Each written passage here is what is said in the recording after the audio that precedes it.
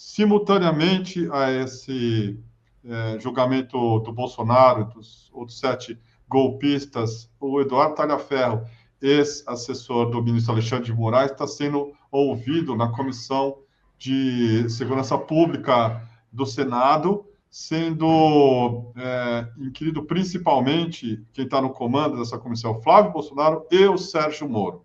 Tá? E aí, esse tipo de acusação que ele faz está vazando para as redes sociais, de modo a ter uma conversa entre o que os advogados falam e o que o Talhaferro faz. Acabou de sair do Metrópolis também essa história. O Talhaferro acusa Moraes de fraude em relatórios sobre empresários. Eduardo Talhaferro disse nessa terça-feira, diz o Metrópolis, que o gabinete do ministro fraudou relatórios para justificar uma operação contra empresários bolsonaristas em 2022. Talhaferro, vejam, participou da Comissão de Segurança Pública do Senado de forma remota, em sessão no mesmo dia do início da fase final do julgamento do ex-presidente Bolsonaro na ação penal. Aí o Metrópolis põe a palavrinha suposta tentativa de golpe relatada por Moraes. Talhaferro atuou como chefe de gabinete na assessoria especial de enfrentamento à desinformação no TSE em 2022, durante a gestão do Moraes à frente da corte. Enfim, segundo Talhaferro, trocas de mensagens entre empresários que defenderam abertamente o golpe de Estado para manter Bolsonaro no poder. Dias depois, esses empresários foram alvos de uma operação da PF. A lista de integrantes engloba o Luciano Hang, 7 processos contra o DCM, José Cury, do Barra World Shopping, Ivan Vrobel, da construtora W3 Engenharia, entre outros. Segundo Talhaferro, Moraes se baseou inteiramente na reportagem para justificar a ação e afirmou que o relatório para embasar a operação foi feito dias depois dela ter sido realizada, em uma tentativa de abafar as críticas. Eu vou colocar só um trechinho do depoimento desse Talhaferro, para vocês verem quem que é o cara, para terem uma ideia do que está em jogo nesse momento no Brasil, tá? Isso aqui é o tal do Talhaferro. Alexandre de Moraes acabou de derrubar o canal no YouTube meu, que estava retransmitindo toda essa audiência aqui no Senado, tá? Ele acabou de derrubar, nesse momento, o pessoal que está trabalhando lá para retransmitir, levar essa informação para o povo. Moraes seguramente acabou de derrubar o canal no YouTube. Ele vai derrubar o de todo mundo, então. Como diria o Galvão Bueno, sentiu. Isso aí é a prova. Ele quer calar o senhor. E o senhor está fazendo um trabalho espetacular. O Brasil recomeça hoje através do seu testemunho e das provas que o senhor está demonstrando aqui. Nós vamos falar algo mais de outros trechos do julgamento de hoje. O Pedro Sambara está separando outros vídeos. Tem um da Carmen Lúcia, muito bom também. Mas é fundamental nós entendermos aí, num contexto mais amplo, que eles estão trabalhando para desmoralizar o Supremo Tribunal Federal, especialmente o ministro Alexandre de Moraes, contando com o rompimento com o Centrão, um golpe que está sendo engendrado pelo Tarcísio de Freitas, que conseguiu, de novo, colocar na pauta a anistia, e, claro, contando com gente irresponsável espalhando fake news sobre, sei lá, supostos depoimentos de testemunhas que ouviram falar de terceiros e não sei o quê, nesse momento, ajudando profundamente o inimigo com munição para atacar o governo e dizer que há uma campanha paga através da SECOM, sei lá, para tentar, enfim, abater gente do Senado, gente ali que, de maneira atabalhoada, tem órgãos supostamente progressistas fazendo um trabalho bom para a extrema-direita. Fala aí, Rei Aragão, o que está acontecendo aí, meu caro, no meio disso tudo, é que você possa nos ajudar a entender esse cenário tão complicado? Diga lá. Boa tarde, Kiko. Boa tarde, Pedro. Boa tarde à comunidade. Obrigado pelo convite.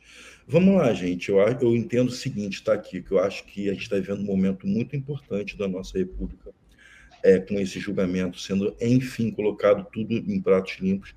Só que o papel do jornalismo não é só comemorar, é também denunciar. E a gente já vem fazendo essa denúncia de que há algum tempo de que eles vão reagir, e essa reação não vai ser qualquer reação.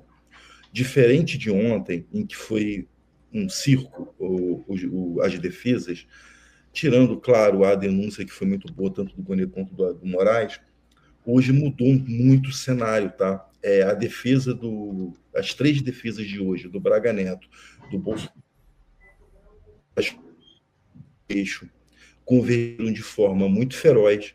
Foram feitos vários ataques ao Supremo, à condução do processo, à Polícia Federal e o Alexandre de Moraes. Eles foram muito bem azeitados no discurso, na narrativa que eles iam criar. E, enquanto isso, muita coisa acontecendo nos bastidores, por fora do próprio julgamento. Então, a gente está vivendo um momento muito sério da República, um momento em que hoje eles vão, de fato, tentar, como agora falou no vídeo, desmontar o que eles chamam de farsa desse julgamento, e a mídia está comprando isso. O Tagliaferro, vou começar pelo Tagliaferro, ele já está há bastante tempo fazendo essas denúncias. Não existe muita materialidade até onde nós sabemos, tá? Mas só que ele deixou de ir numa audiência há cerca de um mês, mais ou menos, e remarcou para exatamente no início desse processo, do início do julgamento.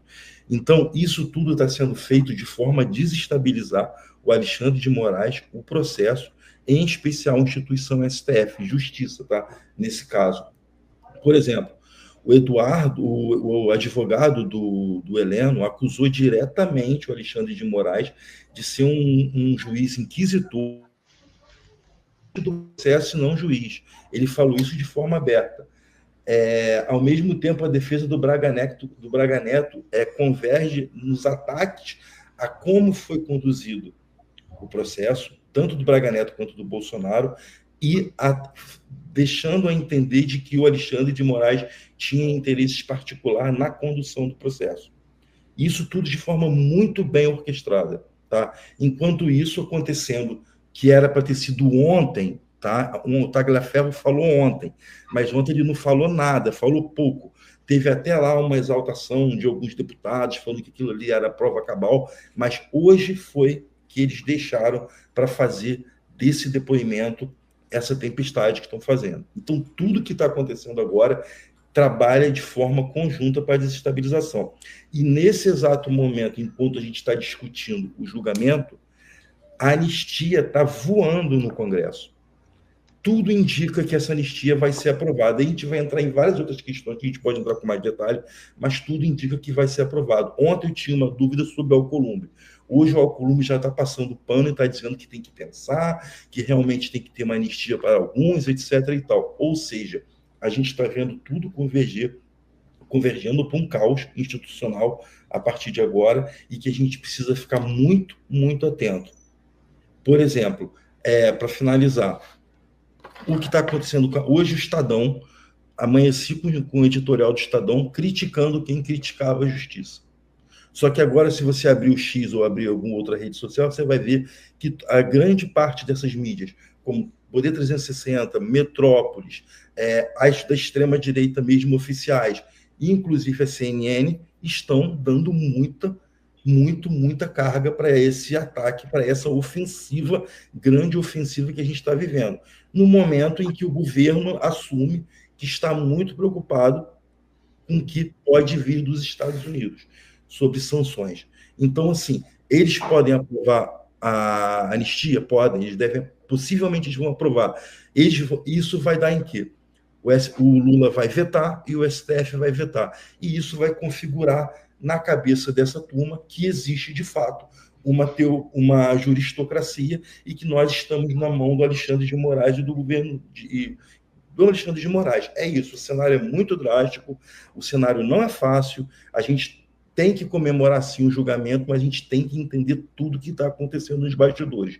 Hoje é um dia central para a gente entender os próximos dias aí.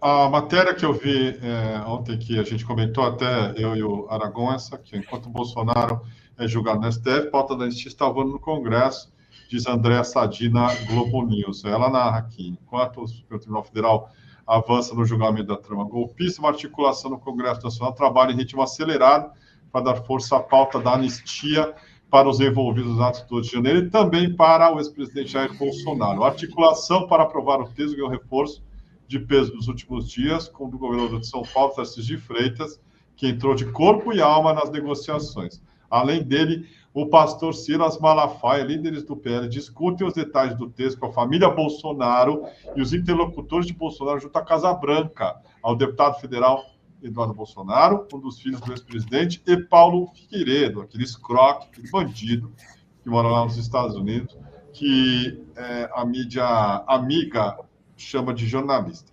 De acordo com interlocutores, Hugo Mota tem dito a lideranças do governo que se houver votos e clima ambiente, e não vai ter como segurar essa votação da anistia a golpistas.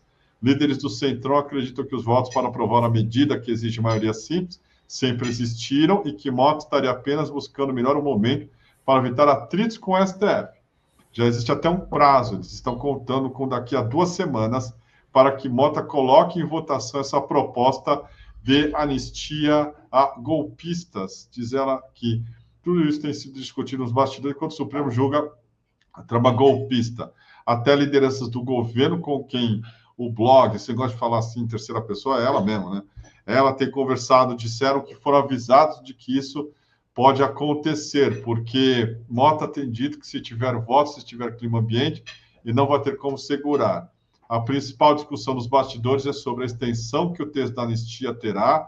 A ala mais radical, que inclui Eduardo Bolsonaro, defende uma anistia ampla, geral e restrita.